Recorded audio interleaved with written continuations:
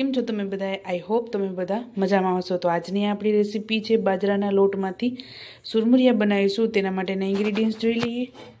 તો સૌપ્રથમ 1 કપ બાજરાનો લોટ લીધેલો છે, કોથમરી, મેથી, દહીં, રૂટીન મસાલા, સફેદ તલ, સ્વાદ અનુસાર મીઠું, તીખી મિરચી અને ખાવાનો સોડા લીધેલું છે. તો ચાલો રેસીપી સ્ટાર્ટ કરીએ. તો સૌપ્રથમ મેથીનું ઝીણું કટિંગ કરી લેશું.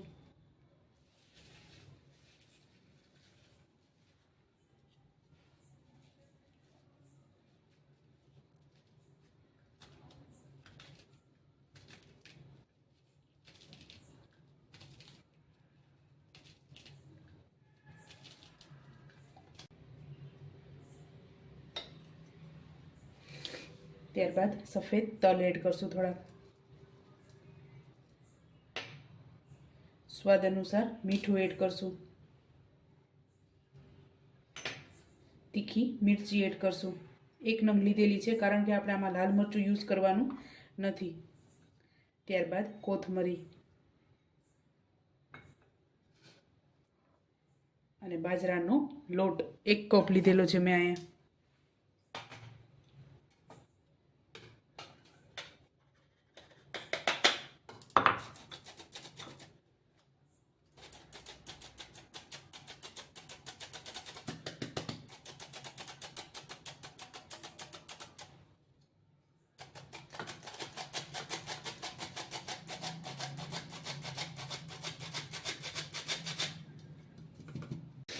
ત્યારબાદ દહીં એડ કરશું. દહીં મેં અહીંયા મોરું લીધેલું છે.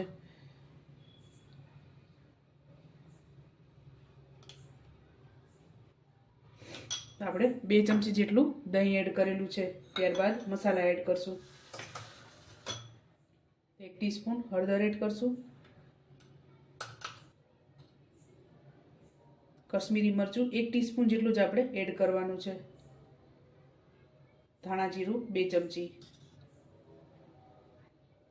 થોડીક હિંગ એડ કરશું, 1 ચપટી.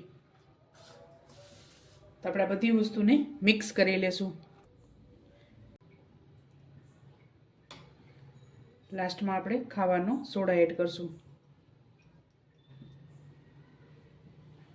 થોડુંક તેલ એડ કરશું.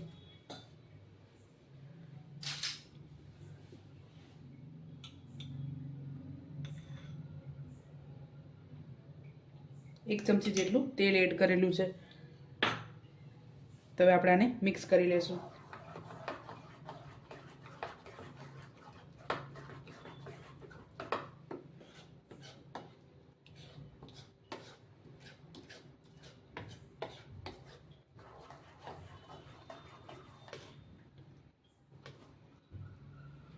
તો આપણે આ તૈયાર થઈ ગયું છે. તો હવે એના પુડલા બનાવી લેશું. તો આપણે નાની 1 ચમચી જેટલું તેલ એડ કરેલું છે. સૌપ્રથમ આપણે તલ એડ કરશું.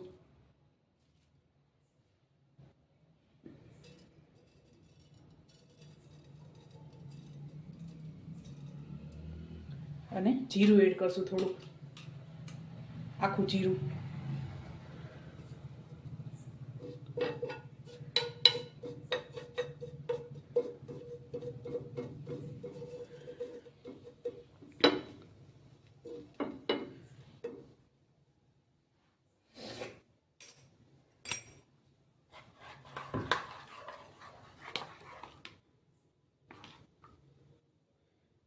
ત્યારબાદ ખીરું એડ કરશું.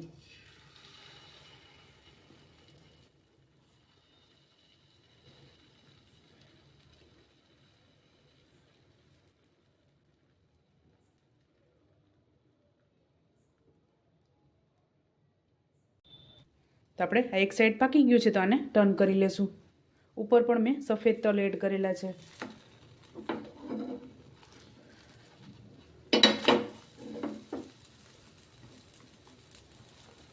તો આપણે થોડું તેલ નાખીને આને ગોલ્ડન બ્રાઉન તૈયાર કરીશું. તો આપણે આ તૈયાર થઈ ગયા છે ગોલ્ડન બ્રાઉન બંને સાઈડ. આપણે આ રીતે ગોલ્ડન બ્રાઉન બંને સાઈડ તૈયાર કરવાના છે. તો હવે આપણે આને ઉતારી લેશું.